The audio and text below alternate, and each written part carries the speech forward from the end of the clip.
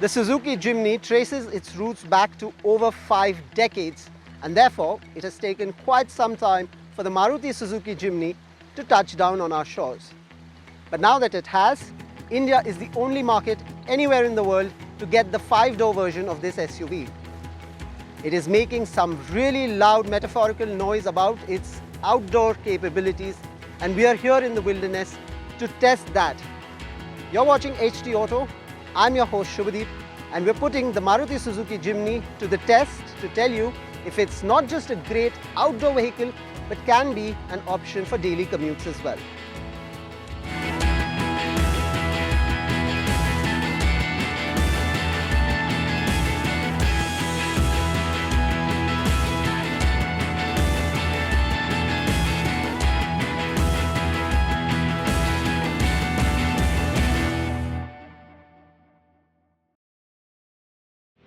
The Jimny is positioned as an outdoor lifestyle vehicle, but before we take a deep dive into its drive traits, both on the road and off it, something that really makes or breaks any vehicle, and especially in SUVs, in how it looks. Now, to me personally, I think the Jimny looks quite a good blend of classic as well as modern. Why do I say classic? Well, circular headlights on the face, circular turn signals on the face as well, and at the bottom here you have fog lights which are circular as well. You get the 5-slot grille on the face and the clamshell bonnet to give it some sort of masculine appeal. Moving to the side, there are 15-inch wheels. The alloy design is more on the masculine side than the sporty appeal. They have these large wheel arches on top. Now, the wheel arches are not just pronounced for the visual aesthetics but serve a practical purpose too. The company says that this will allow for easier fitment and removal of snow chains. Remember, this car is meant for the outdoors. Apart from that too, this will help it to sort of negate the stone and pebbles that may hit this car if and when you choose to drive the Jimny off the beaten path. Now, overall, the Jimny has a very boxy appeal, and at the rear there is that straight profile, and all the windows, including the front windshield, are done in a straight manner. Once again, the company engineers say that this is to minimize the snow and dust accumulation. The rear profile of the car is simple yet appealing. You get the spare tire mounted on the door, and the door itself is a side opening one. There is a small brake light on the top of the vehicle, and the tail lights are mounted on the rear bumper. In terms of dimensions, there will be comparisons that will be drawn between this and the Thar. In that sense, the Jimny is smaller, definitely smaller visually than the Mahindra SUV. The length is the same, and the Jimny fights back in terms of its wheelbase, which is more than what you get on the Thar. But the Thar is taller and wider than this vehicle.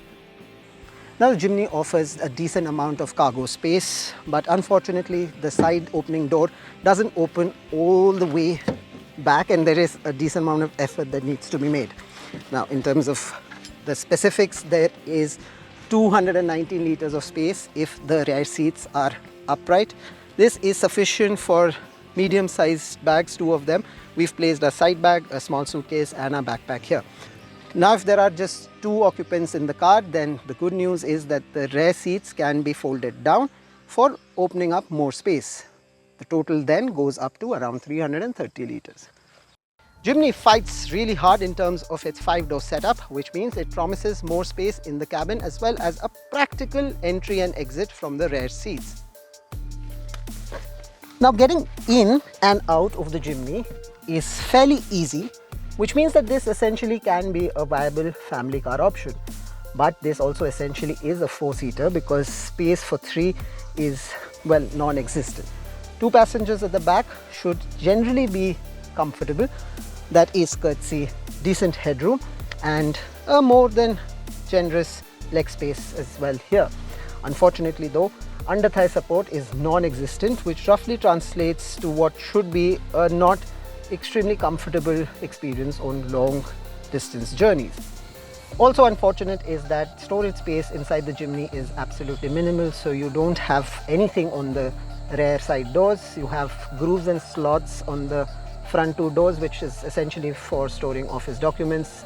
Instead, what you get is some space on the back of the front seats and a center console which has 2 cup holders where for now we've placed our water bottles. All four passengers inside the Jimny sit quite upright, which means that you have a nice commanding view of everything that's around this vehicle. The moderately generous window size also helps the elements come in, something very crucial because the Jimny misses out on a sunroof, which, as we all know, is a high demand feature in most vehicles across segments. The front section of the cabin of the Jimny features a large infotainment screen, two analog dials on the driver display, and a 3-spoke steering with mounted controls. The air conditioning unit is controlled by the rotary knobs on the center panel, and there are grab handles for the front passenger.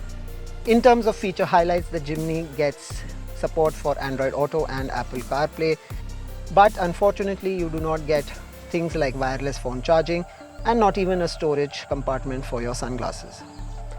But perhaps Maruti Suzuki actually wants you to drive the Jimny from sunrise to sunset and therefore keep your sunglasses on. At least that's what I'm doing now, because we will now experience the Jimny for what it truly is, an outdoor lifestyle vehicle which is at its best when it's on the move.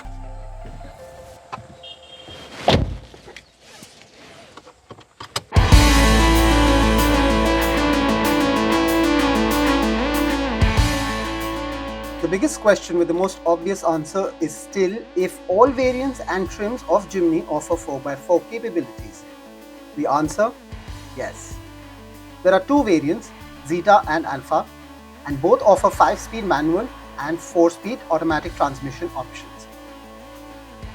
At the core is a 1.5-litre motor with 103 bhp and 134 Nm of torque. In this review, we drove the Alpha Automatic.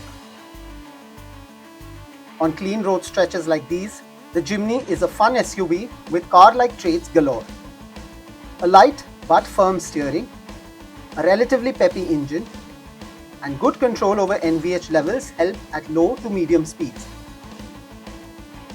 Even at high speeds, we weren't bouncing around in the cabin, and that's great. But while the Jimny can cruise along effortlessly, the speed build-up takes quite a while. The 4-speed AT isn't fluid, and pushing the pedal to the metal will not release instant momentum. Instead, overtaking moves will require careful planning. But what helps Jimny's case enormously is its proportion, which ought to make it right at home in congested Indian cities. A turn radius of 5.7 meters is good, and what you lose in terms of sheer bullying road presence, you make up for it in fitting into tight spaces.